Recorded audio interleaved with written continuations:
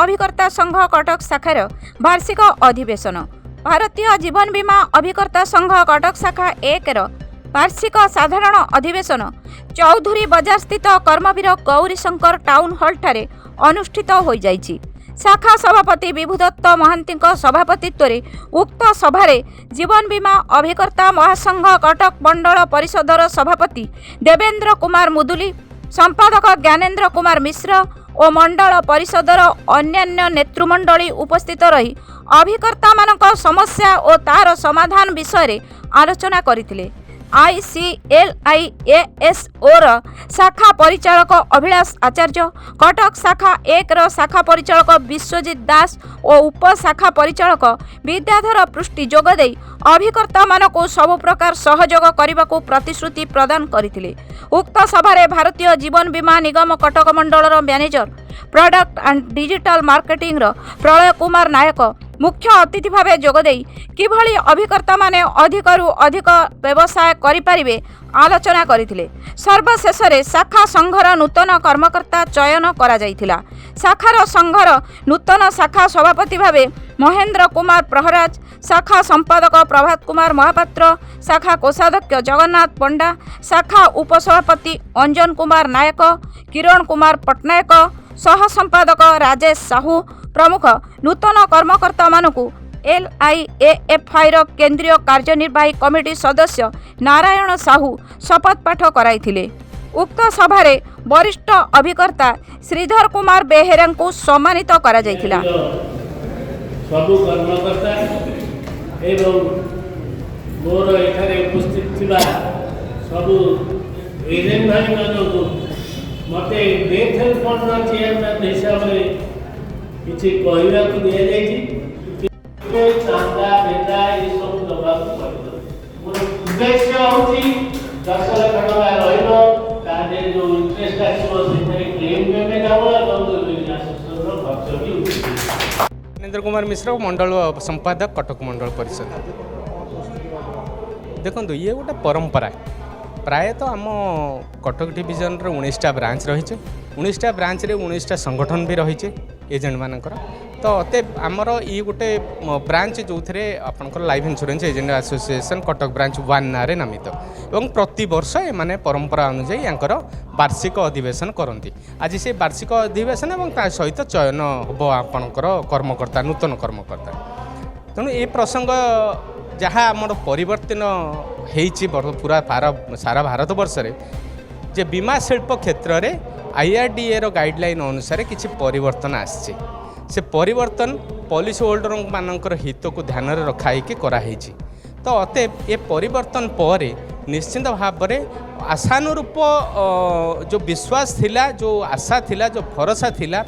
Policy धारक मानकर प्रति गोटे जिनस से माने फील करुँचे नाई आउ किसी अधिका चेंज परिवर्तन होता आमको सुविधा होता। से परिवर्तन को आखि आगे रखिकी आमर ये जो दीर्घमियादी जो चली आपणकर एजुकेशन प्रोग्राम ता देहरे मध्य ए विषय रे एठी आलोचना करा जायथिला एवं बहुल मात्रा रे अभिकर्ता माने एथिरे पार्टिसिपेट करथिले एवं अंशग्रहण करथिले एवं तांक सपक्ष रे आंदोलन सपक्ष रे मध्य मत दैचंती एवं आंदोलन चालू रहिबो। तेणु यही जो प्रसंग यही जो परंपरा अनुजाई ये जो अधिवेशन चली एटा गोटे प्रसंग मध्य थिला आज आलोचना हवार। प्रभात कुमार महापात्र कटक ब्रांच 1 CDA शाखार ब्रांच सेक्रेटरी अच्छी। आमर आज्ञा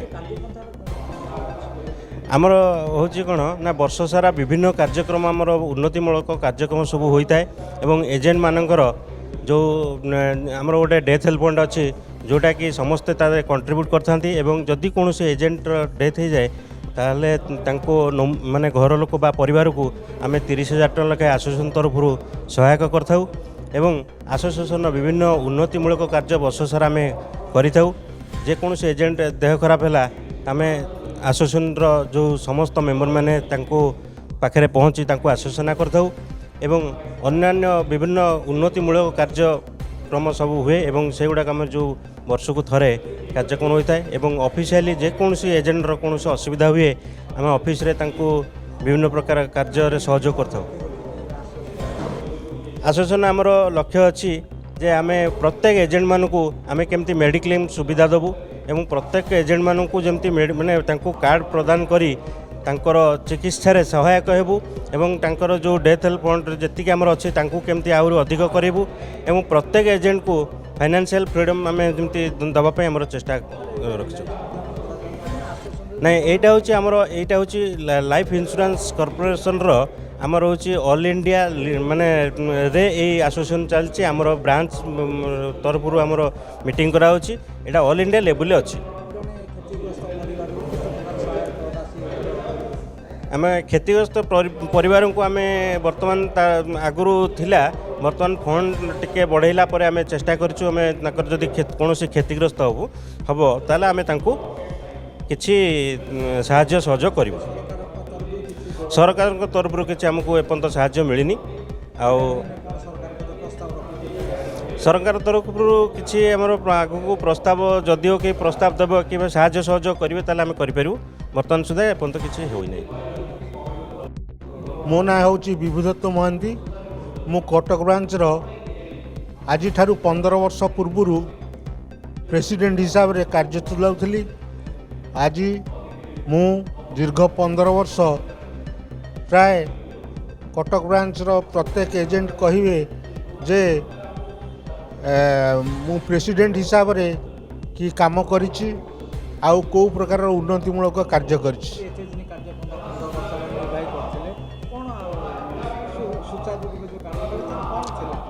ताधरे 15 वर्ष भितर पदक्षेप थिला जे डेथ एंड फंडटा तैयारी करवा जो डेथ एंड फंड रे आमे प्रथमे 20,000 टंका कौनसी जदि एजेंट बंधु अकाल वियोग होता ता परिवार को इविन 3 दिन भितर ताकू पैसा पेड करूँ 20,000 तापर कालक्रम यहाँ 25,000 है तापर वर्तमान सेटा को 30,000 रे चली मु जगन्नाथ प्रार्थना करुच्ची मु आज जो दायित्व मोर सान भाई महेंद्र प्रहराज को वहन करुच्ची प्रेसिडेंट हिसाब से से जमी सुचारू रूपे कार्यक्रम करंतु आउ मोर आशीर्वाद तांको उपरे सब बेले रहिबो। Muduli divisional president Cuttack divisional council ये एक्चुअली कटक ब्रांच 1 जे सीडीए रे अवस्थित तार जनरल बॉडी मीटिंग ये प्रति वर्ष अनुष्ठित हुए एजेंट मानकर भितर जी ज्ञान थाए किसी एठी नॉलेज विषय रे आलोचना हुए एवं लियापी डे टू डे कौन करुच्ची एवं आज पर्यंत कौन कर लास्ट 1 ईयर पर्यंत कौन बेनिफिट एजेंट मान आनी एवं आगू कौन आने अच्छी से विषय डिस्कसन हुए ये प्रथा प्रत्येक ब्रांच रे चली कटक डिविजन आमर 19 ब्रांच प्रत्येक ब्रांच रे प्राय प्रति वर्ष हुए एवं डिविजनल काउंसिल मीटिंग हुए एजेंट मानकर नॉलेज बढ़ाइबा पाई एवं मैनेजमेंट LIC मैनेजमेंट एजेंट मानक पाई कौन कौन सब बेनिफिट देइछि एवं आगू कौन बेनिफिट देवाको जाउछि ए विषय रे एठी आलोचना हुए ए पिला मानकू आसी एठी अटेंड करंती प्रति वर्ष शांति शुक्ला रे मीटिंग जे नुआ वर्तमान प्रेसिडेंट आज दायित्व नबाकू जाउछंती से होछंती जणे उदीयमान व्यक्ति महेंद्र कुमार प्रहराज से ए ब्रांच रे आगुरु वाइस प्रेसिडेंट थिले एवं वर्किंग प्रेसिडेंट हिसाब रे काम करथिले 15 वर्ष जो भाई दायित्व नहीं विभुदत्त महांती से तांको दायित्व हस्तांतर करिसेंती एवं यह आगो को जो 2 वर्ष पई से चयन होउछंती से ये एसोसिएशन को ठीक भाव में नहीं चलाइबे बोली मोर माने निश्चिंत मु एथरे अच्छा आस्था प्रकट करुछि से जने उदयमान व्यक्ति थैंक यू ना महेंद्र कुमार प्रहराज मु पूर्वरु कटक ब्रांच 1 सीडीए शाखार मु वाइस प्रेसिडेंट हिसाब से कार्यरत थी मो पूर्वरु मोर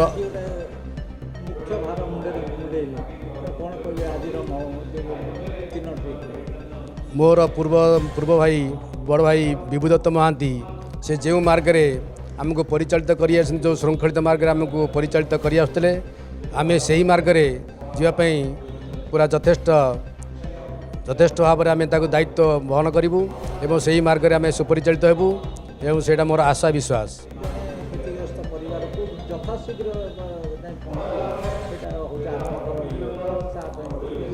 हाँ मोर लक्ष्य रही जे आमर जदि कौन